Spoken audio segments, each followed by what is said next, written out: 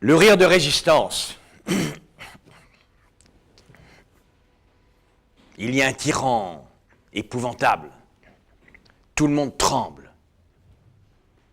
Il torture, il met à mort, il envoie au goulag. Il y a la nuit de cristal, le camp de concentration. Tout le monde sait ça. Et tout le monde tremble. Les affects laissent peu de répit à la volonté de résistance. Mais parfois, on se met à en rire. Le tyran, on le tourne en ridicule. On écrit des libelles, des chansons, on fait des caricatures. Et alors, c'est le début de la fin. C'est le début de la fin parce que on est soulagé de ce mécanisme de la domination intellectuelle que crée l'autorité, la hiérarchie, l'épouvante d'un tyran sanguinaire. Et en effet, dès lors, on peut se ressaisir de tous ces moyens de se révolter, de résister.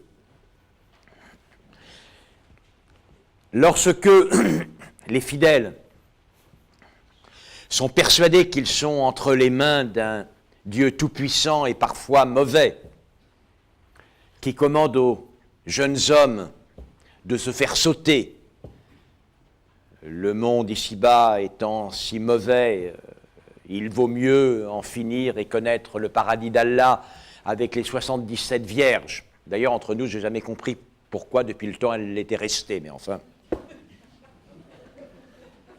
vierge. Mais évidemment, si on se met à faire des caricatures du prophète, ça, c'est pas supportable. Car la caricature du prophète, c'est immédiatement la diminution de la soumission. On commence à se reculer, à créer une distance. Dans cette distance peut se réinstaurer la pensée, un certain libre arbitre. Et en effet, pour la tyrannie de la religion ou du tyran, de l'idéologie, c'est peut-être absolument inacceptable, un risque qu'il ne faut pas prendre. C'est le thème du nom de la rose, rappelez-vous. Tous les crimes que Baskerville va finir par élucider sont liés à ce que le vieux moine, Georges, sait que dans la bibliothèque de l'abbaye, la fameuse bibliothèque, il y a un épisode de la Poétique 2 d'Aristote, avec des pages consacrées au rire et à l'humour.